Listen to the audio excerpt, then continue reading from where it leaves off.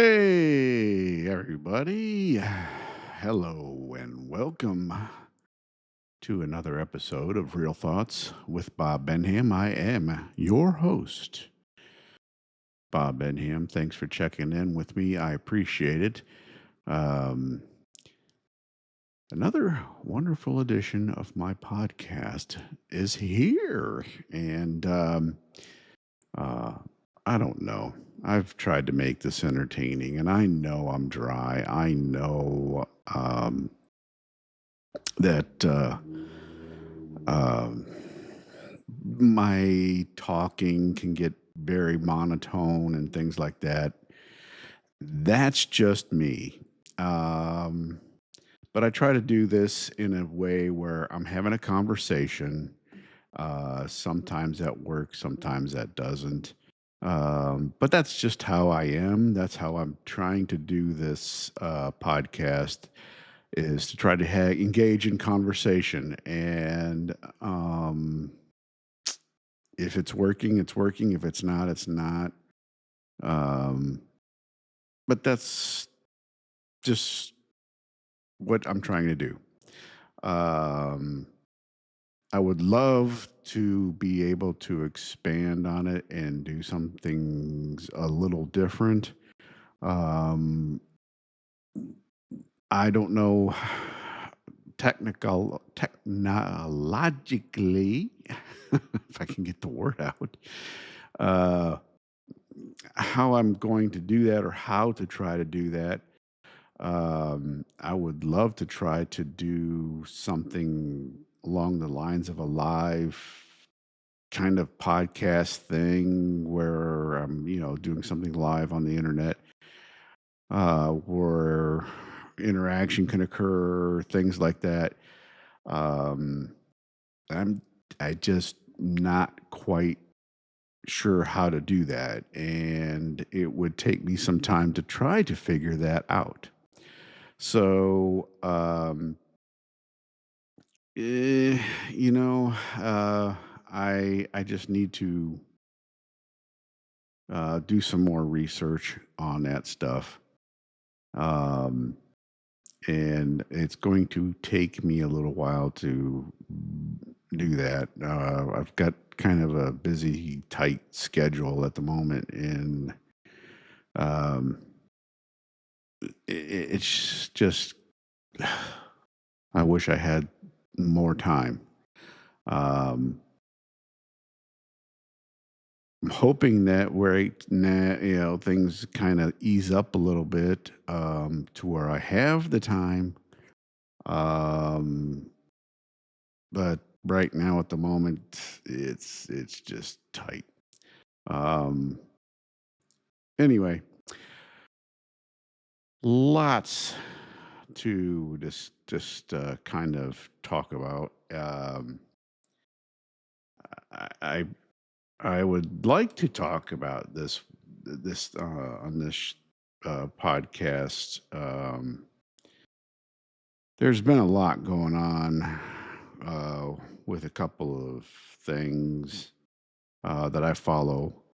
Um, like have mentioned before, I'm a huge Columbus Blue Jackets fan, and things kind of got fiery at the end of the season there.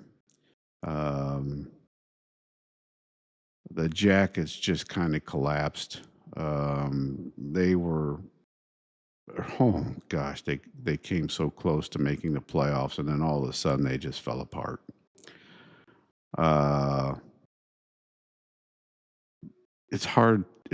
I mean, they played very well. They played great games. I mean, but they just couldn't seal the deal. Um,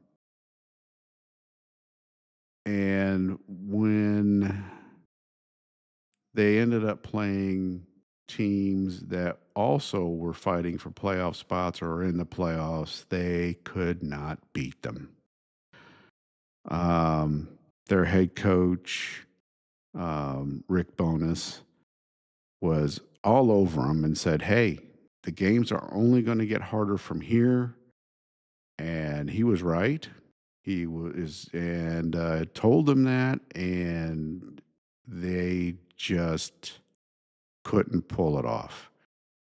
Um, the games, for them to have the losing streak they did at home, um, at Nationwide Arena there, uh, the last few games of the year was atrocious.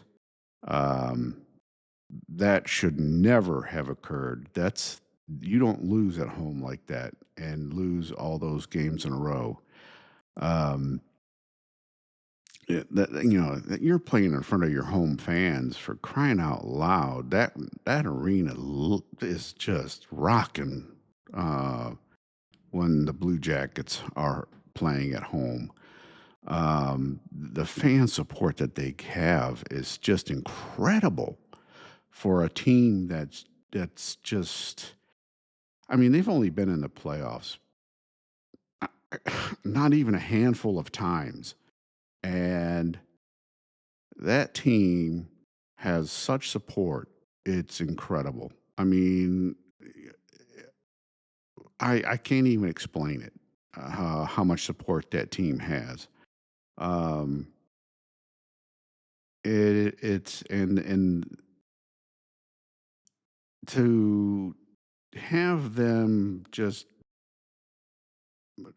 collapse like they do. I mean, they would have big leads. They would have a 3 and 4 goal lead going into the third period and lose it, and end up losing the game. That is just totally unacceptable. Um, and I mean, if I were Rick Bonus lost it at the very final game. He just came unglued and just aired it out. I mean, he just let it go. He completely just he was saying, the team um embraces losing, because basically he said that they don't care about losing. Winning is not as important to them. Losing just doesn't matter. Um, and about how their play is and stuff like that. There was basically um, there was nothing that he said that I really didn't agree with. Um, because I know if I were the coach, I was pretty much thinking the same things. And it's in a way, it was I I had a hard time because he said it in the open. Um, but at the same time, it was like, okay, it was heat of the moment. The team had just lost. It was the final game of the year. They failed to make the playoffs again, and they were so close for the second year in a row of getting into the playoffs. Last year, they missed it by 2 points. This year, I think it was pretty much the same, 2 points or maybe four. Um, it, it's it was mind-boggling how they could not. I mean, they were basically almost locked into the playoffs. It was one of those deals where as long as they would win, just win a few games, they were locked in. Um, it was everybody else fighting to get to them, and they blew it. They just couldn't win. They just didn't win. Um, Now I will say there were games that they played phenomenal, but for some reason the pucks would not go in the net. The goaltending of the teams they were playing was just crazy outstanding, for that time, for that particular time. So, and they were close games, very close games, 1-0, 2-1, 3-2. I mean, just crazy. Um, so, uh, but it just seemed like there was times I watched where the effort just didn't seem to be there. Um, it didn't seem like the guys were really, skating hard for the puck. They would just kind of glide toward it, and let the other team get there before them. Um, or they didn't have their sticks on the ice and let the puck go by. Um, Small details like that, and when the details are overlooked by the players themselves as individual, and then it starts to add up. Um, it, you would see like a player be just nonchalant with carrying the puck, and it would be swiped off his stick really easily because he wasn't, taking care of where he was going and how he was handling it. Um, that's little details of the game like that. Um, the passes weren't crisp and connecting like they were. Um, those tape to tape passes that they call it and stuff like that. The little details. Um, you watch that stuff, and I'm the worst person to be sitting next to when you're watching a game, whether I'm at the game or watching it on TV, because I I'm like, what were you looking at? Why are you putting a pass that way? That pass was too. What were you thinking about a backhand pass? The guy's right there, your defender's right there, whatever. Um, that's how I am. So I can be pretty. I'm very critical because I'm kind of coaching the game from my couch or from my seat in the stands. That's just how I am. But I enjoy the game. I love the game. Um, I love the team. Um, yes, I'm critical, but I love the team. I love the effort they give. I love watching them play. Um, I love seeing how they fight for each other. Literally, they fight for each other. If somebody gets a bad hit from someone, and they will stick up for one another. And I love seeing that. Um, so hopefully that will continue to next year. There's a lot of restricted free agents and unrestricted free agents on this team. So it's going to be a busy summer trying to get them re signed. Um, I hope they do. Um, Almost to a man, those restricted free agents and unrestricted free agents said they want to come back. Um, it's just a matter now of seeing if they can negotiate the deals to get them to come back. So we'll see.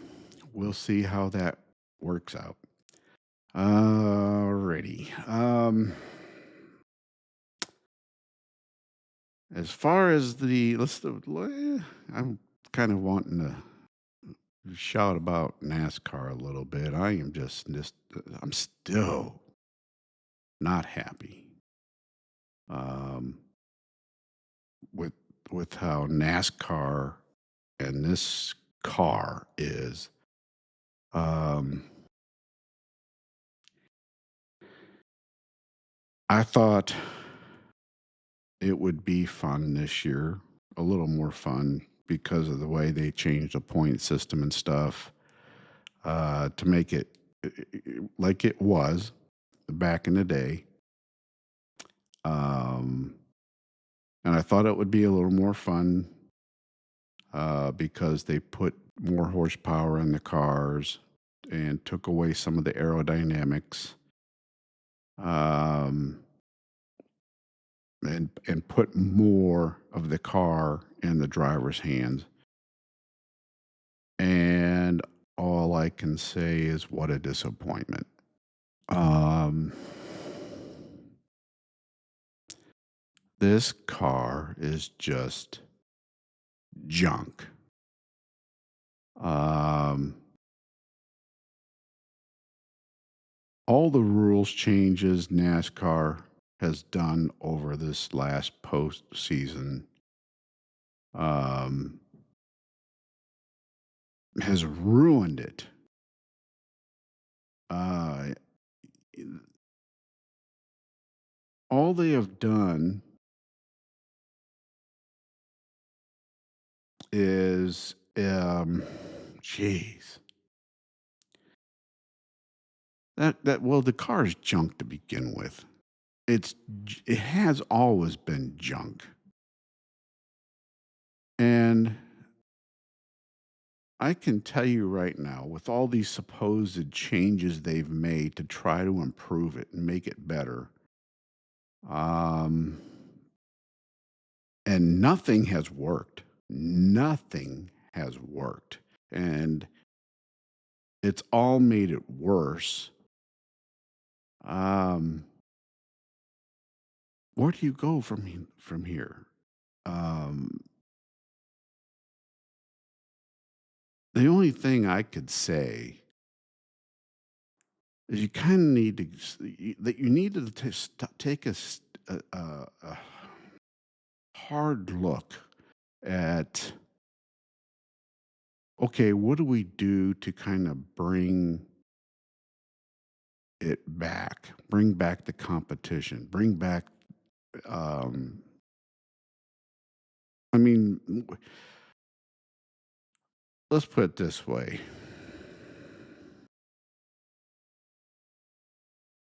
back in the day, you you had your top teams, and you had your guys that basically were just field fillers. And I mean, basically, you have that again now. That's just, it's always going to be that way. The difference between today and then is the field fillers back then were people that they were spending tons of money to get their cars to the racetrack. Now the field fillers have charters just like your top teams. Um, and that I, I'm not a fan of the charter system. Never have been. I don't think it's. I think it should go back to, you know, you own the car, you own the team.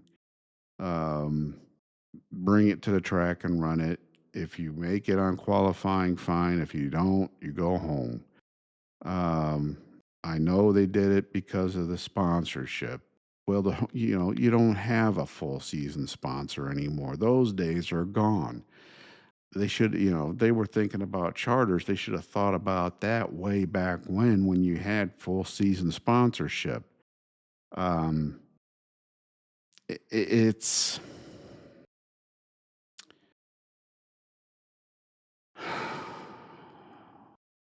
NASCAR has just they have just I don't it's too committee based run. Um, it doesn't have that, okay, we got one person running it and making the decisions. Um, Based off of recommendation. And there's a lot of things that this car, there's a lot of things about this car that I would change in an instant. One would be getting rid of those rims and tires, getting rid of that lug hub. They're in a single lug hubbed car on the road. So why is there one on this race car? Um, the other thing I would get rid of is this plastic, whatever, carbon fiber, whatever body. Um, I would go back to the steel body, um, so that way there is a penalty for running into each other. This banging and beating and knocking the hell out of one another's gotta stop. Oh my gosh, this is crazy what they're doing and driving. That's not what racing is about. Um, I mean, yes, you're going to have your occasional, bumping and hitting each other in the doors and rubbing and stuff like that. And most of that occurs at the short tracks and stuff. It's not going to happen on the big tracks, but they don't care even on the big tracks now because they got these stupid bodies that, they can hit one another and it pops right back out. It, it just does, there's no consequences for what they're doing. And that just does not make sense to me. Um, the old days, ended up hitting somebody. You ended up the possibility of cutting your tire, cutting the other guy's tire, um, and if you did that, that other guy was going to be pissed at you, and you were going to be held accountable for it. So you avoided it. You made sure you tried to avoid running into the other guy. Um, and then plus the you tried to avoid the damage on these, intermediate tracks, super speedways, because you would affect the aerodynamics of the car. You didn't want to have a fender hit. You didn't want to have a quarter panel knocked in. You didn't want to have all that because your aerodynamics would get all messed up. And that was the end of your day because you weren't going to be able to run as fast as the guys that had nothing knocked in. So, it was like, oh boy, the right front fenders in the hit or, whatever. Your day was pretty much ruined. Um, so it's it, and they got to get rid of that stupid underbelly flat pan that goes underneath there. Put the frickin', leave it like a stock car where it's, you got the regular underbelly where the seat, just go get rid of that damn thing. And all these weird, all these weird shapes that you got. It's just nuts. Um,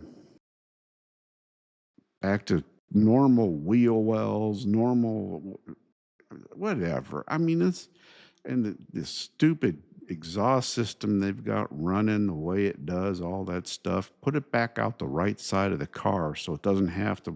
You don't have half of it running underneath the driver and stuff like that, where it's burning them up and all that.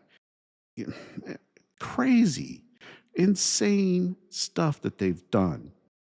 Um, I don't know. Things that you just when that car came out, I looked the first time I looked at it, I just scratched my head and I went, "What moron came up with this?" I mean, that's exactly what I thought to myself. And I knew immediately that it wasn't going to work. Um, and I mean, it was. I immediately thought of that first Car of Tomorrow when it came out back in what was it, '07 or '08, something like that, when they had that stupid wing on the back and that big freaking splitter that had the braces and all that in the front, and I was like, "Wow, this thing's this thing's a piece of junk," which it turned out to be a piece of junk. Um, it was just, I mean, come on, NASCAR. Come on. There's better ways of handling this stuff and doing it. There's a much better way of doing these cars. And then at least get it to where the cars have to appear like what's on the showroom. Look at the Chevy, for God's sake. Chevy doesn't even make a Camaro, hasn't now for a couple years. How is that even a Chevrolet? It's not. It shouldn't even be on the racetrack. And then you allow them to make changes to this car? It's a fictional car. How do you allow that? Back in the day, that would have never occurred. That car wouldn't even be on the track. It's ridiculous. Please give me a break on this junk. I mean, it's to the point where I've about, like I said, I've about had it with NASCAR. To the point where I don't even know. I don't even know why I'm watching. I love racing. I love stock car racing. But why do I watch this stuff anymore? I mean, I- I'm almost getting to the point where I don't even watch the green flag fly. I hate the stage racing crap. It is the most, ugh. They take so long with the stupid yellow flags from the stages. It shouldn't take 20 minutes, 15, 20 minutes for a stage break. No way. Keep it green and let it run. You want to throw that green and white checkered flag, fine. Throw it for the end of the stage, but keep it under green. Do not throw a yellow. You want to worry that will solve your fuel mileage strategy or fuel problems right away. If that thing runs green, there it goes. They're not going to sit there and go, "Oh, well, we're going to sit here and run half throttle for so many laps." All that ends it right there. Bam, done. Solution to a problem. There it is. I just gave it to you. Makes it simple. You want to award the points for the stage? Fine. 50 laps, end of stage. Green, white, keep it green. Award the points and let them run. There should be no yellow flag for that. None. Unless there's a crash. It is ridiculous for that stuff. These guys are professional drivers. Stay green. There is no reason for a caution flag. None. Zero. Remain green. That's what the fans came for. Green flag racing.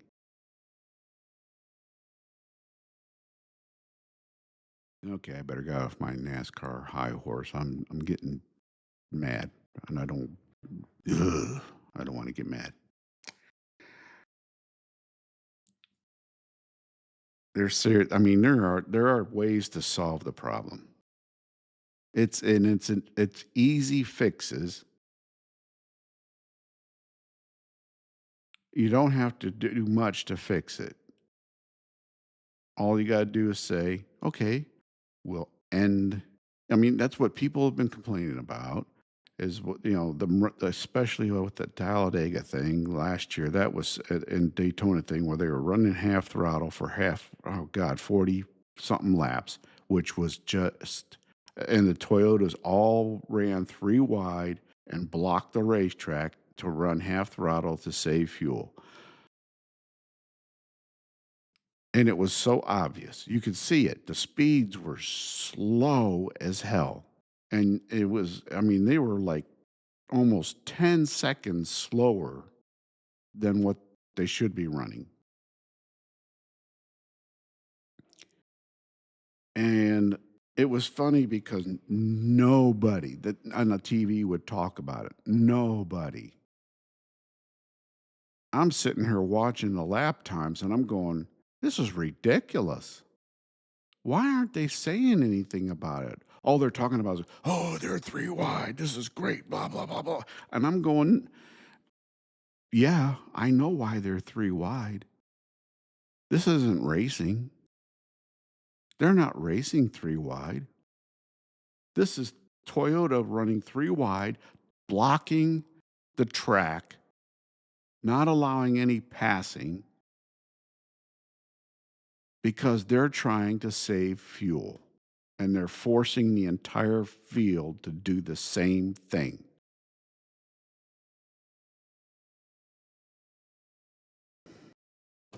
It's crazy. Talk about it, point it out. Force NASCAR to show their hand, to make a change. Okay, enough of that. But anyway, it's just I'm not afraid to point stuff out like that. I'm to the point in my lifetime that it's time to just call it out and say what needs to be said. Because I'm tired of this garbage that's going on and nobody's doing anything about it. Nobody's saying anything about it. It's got to be said. It's got to be done.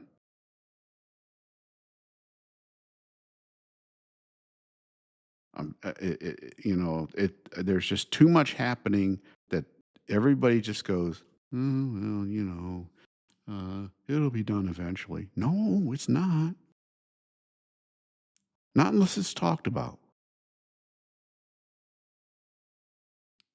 Somebody's got to talk about it to get it done. There's got to be a voice out here that says, hey, this needs to be done now. It needs to be taken care of.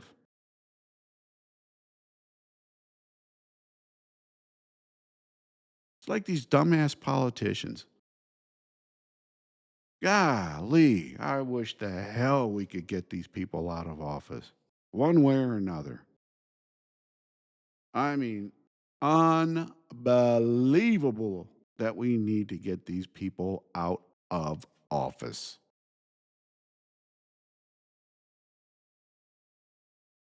This is the most corrupt government I have ever seen. I mean, in this country's history. These people have no business being in office. Career politicians, 30, 40, 50 years in office. That's not what this was designed for. None of these people should be in office in this nation for that long. None of them.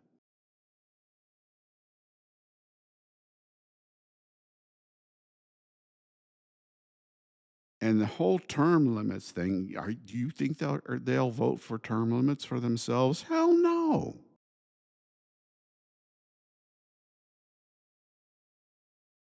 But we need it badly. We need to send these people packing.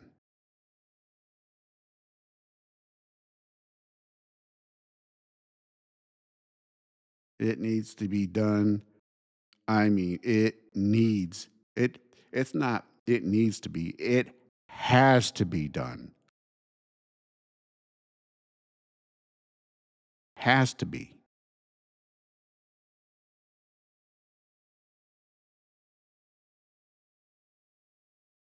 The president has term limits, 2 terms. That's it.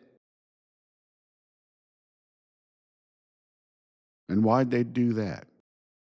Oh, because Franklin Delano Roosevelt was elected to 4 terms. They were like, "Oh, we can't have that. That's way too long." We're starting to see, an, you know,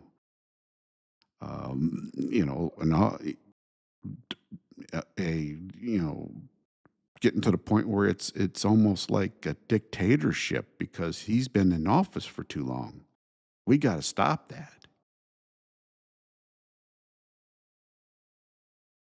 Never mind that he was elected democratically.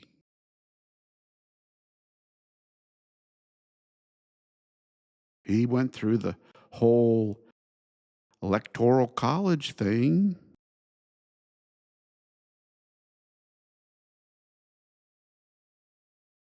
Of course, Democrats were a whole different breed back then, not like they are now,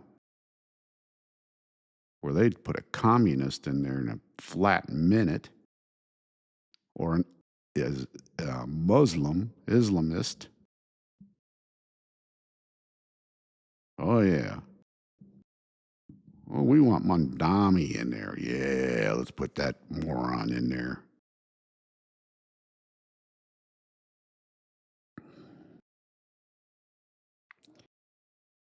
Just look at New York City and what he's done to that in 100 days. Holy cow.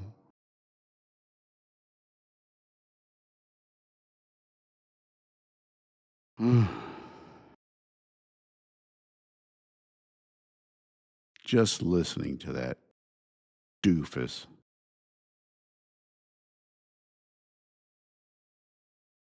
Oh my God.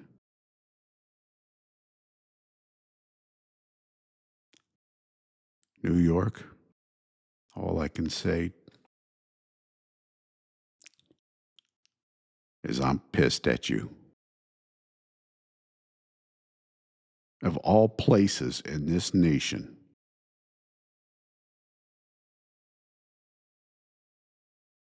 9/11, 2001,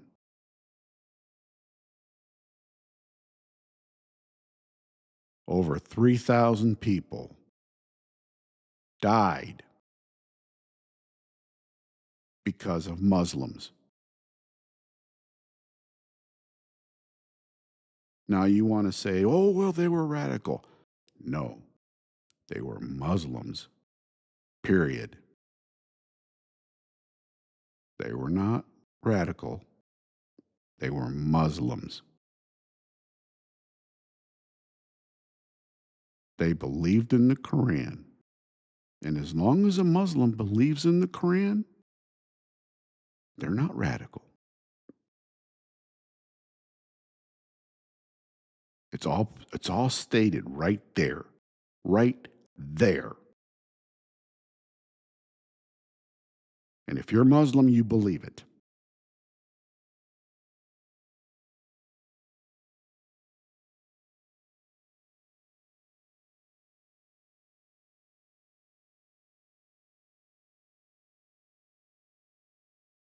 Period. End of story. There's no such thing as a moderate Muslim.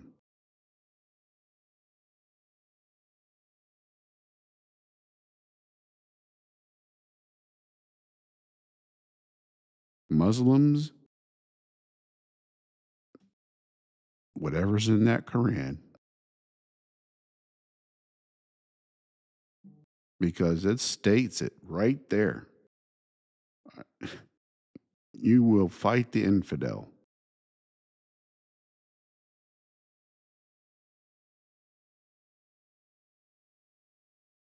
You will lie, cheat, deceit, everything. Make them believe you're their friend, and you will take them out.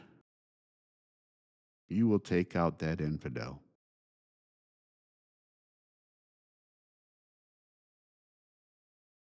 That's what it says.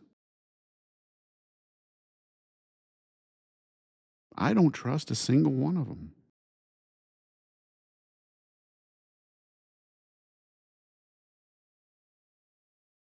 because it says that. It tells them to do that.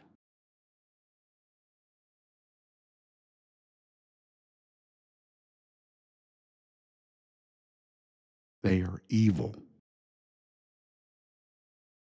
100%.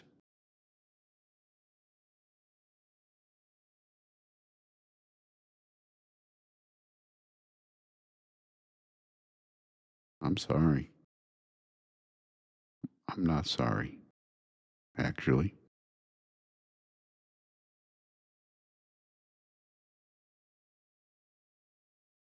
You want to call me an Islamophobe? Knock yourself out because I'm not.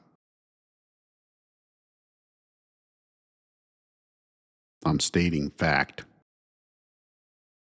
I'm stating what they believe. I'm stating what they're doing. Their whole goal is world domination. And they're declaring victory here in the United States. When you see them coming out in these parks, in these intersections, in Times Square, and they're holding their daily prayer and they're doing their calls to prayer over loudspeakers, they're declaring victory.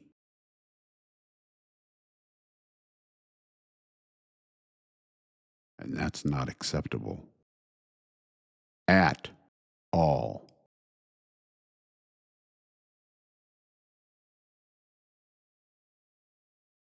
They need to be sent back to where they came from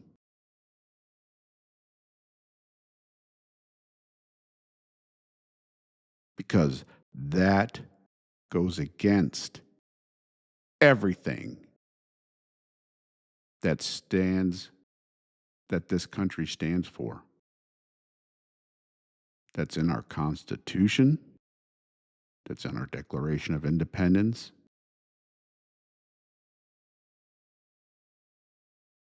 and everything else that we believe in.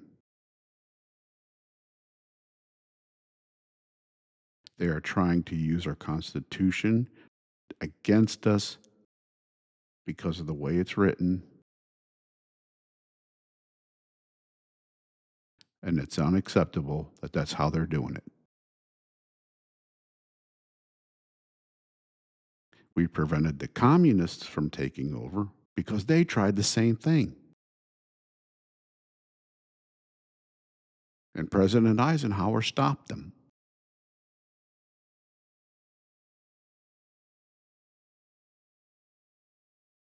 And we need to do the same with them.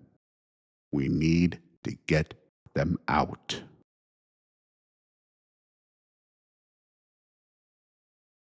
Yes, I am very serious about this.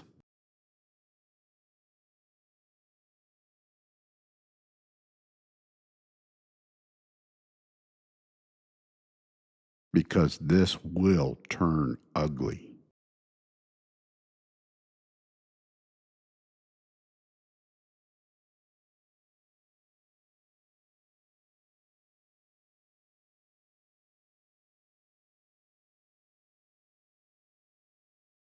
This is not to be messed with,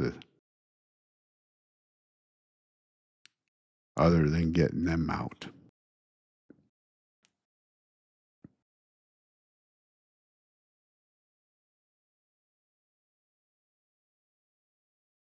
I do not want to be woken up to one of their calls for prayer over a loudspeaker.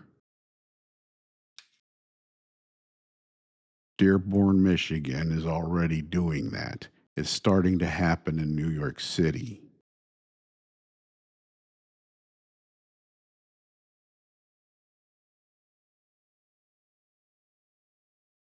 People, it can't happen here.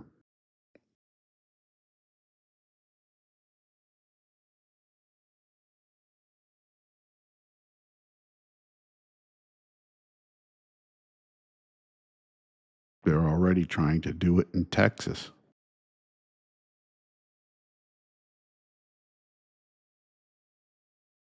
They're trying to slide in Sharia law.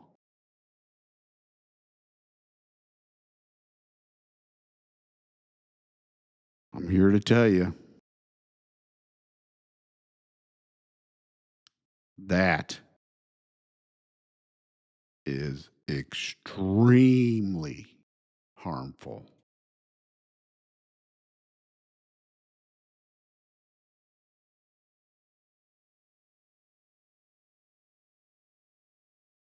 Our laws call for, you know, we can't have anything that it goes beyond, beyond.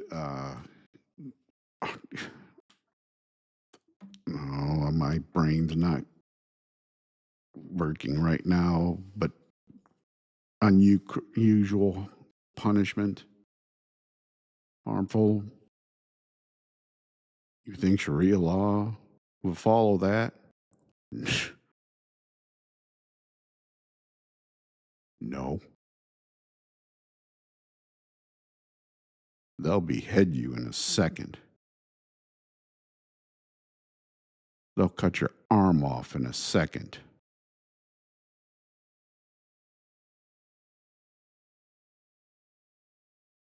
They'll cut your fingers off in a second.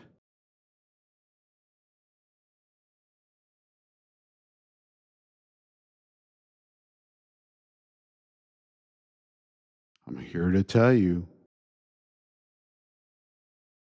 they cannot be here. They have no plans on integrating with the United States. Their only plan is to take over. And there's plenty of video out there of these imams in these mosques here in the United States that are stating that very thing.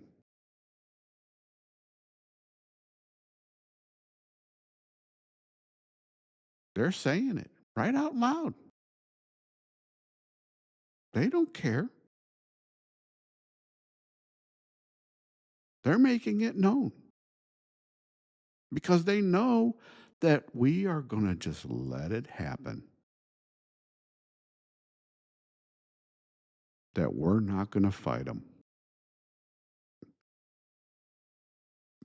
or that we're not going to just, we're not going to stop them because we have laws. We are a country of law and order.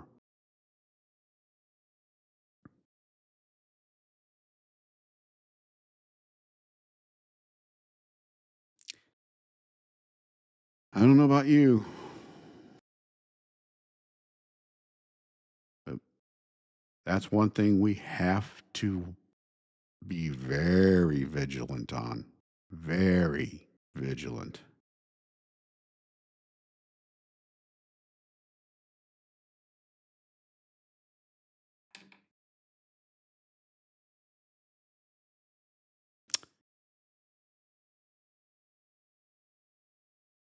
Well, there was some other stuff I wanted to talk about today. It really wasn't that, but it was just something that really it, it was something that had popped up uh, when it was on the news the other day. They were talking about the fact that, oh yeah, well, Islam's fine. We can coexist and blah blah blah. And I'm like, oh no, you have no idea what you're talking about.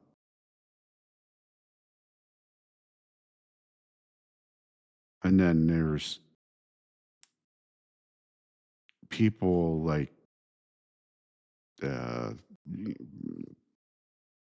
Tucker Carlson and a few others that I used to watch, and they're like, "Oh yeah, the Muslims pray, have high regard for Jesus and this and that," and I'm like, "What?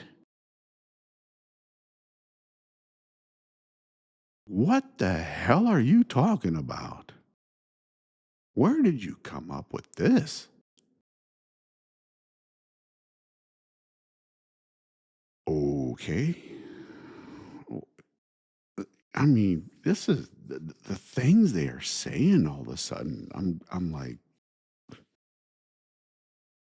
have you lost your mind?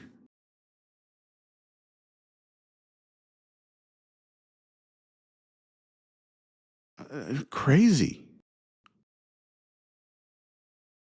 I mean, yeah, God teaches us to love one another, but um, how do you love evil when evil will not love you back?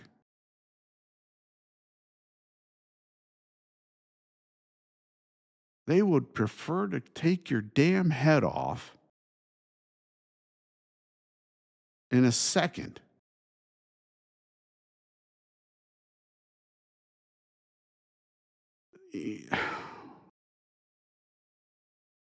Where's your head?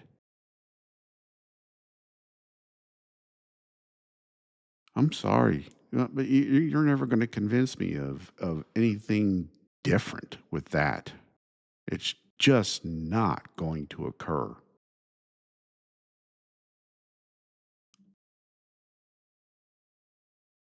I don't know.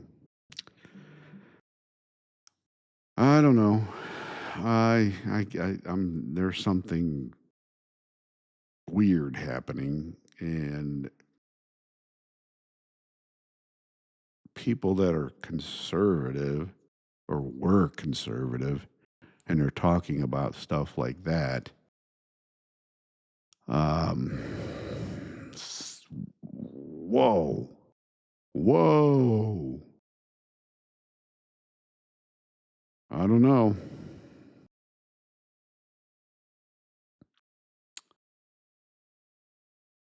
I don't know. And the Pope running his mouth. That's going to be a nice little chat for the next episode because I'm telling you what, um, I I'm Catholic. I was raised Catholic,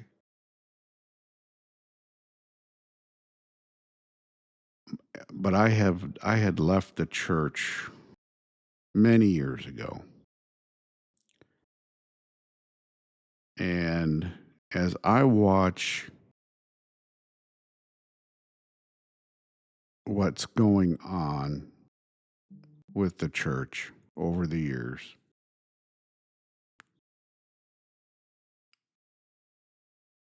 I continue to believe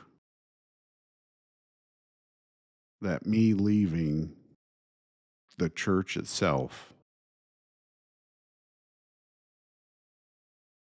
but not losing my faith as a Catholic and believing in the core tenets of the Catholic Church. Um,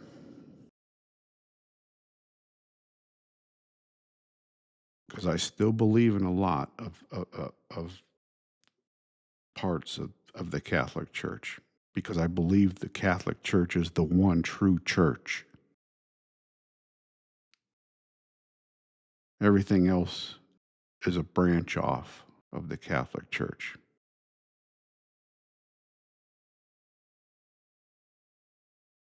Um, except Judaism. Um, that's the only other true religion. You have two: Judaism and Catholicism.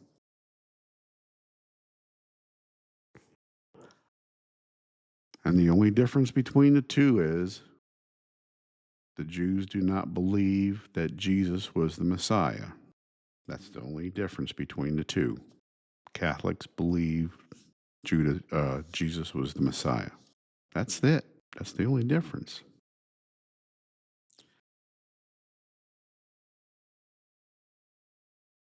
Um, but anyway, um, I do believe the Catholic Church is headed in a bad direction. I have believed this for quite a while. Um, and I'll talk about that more uh, in another episode. In the meantime, please take care of yourself. Watch out for yourself. Be aware of your surroundings at all times. When you're walking around, please put your phone in your back pocket. Do not put your nose in the phone. Be aware of your surroundings. Be aware of what's going on around you. And look for anything that's suspicious and just be aware. Be aware at all times and take care of yourself. And if something happens and you see something happen to somebody, take care of them. Be a good neighbor, be a good person, take care of them, make sure they're okay.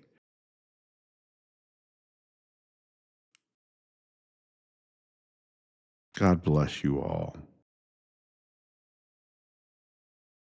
God bless the United States of America.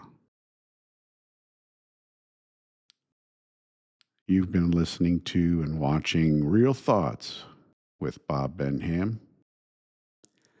I am Bob Benham, your wonderful host. Thank you for checking in. I appreciate it. And with that, take care of yourselves as always. And until next time, bye bye.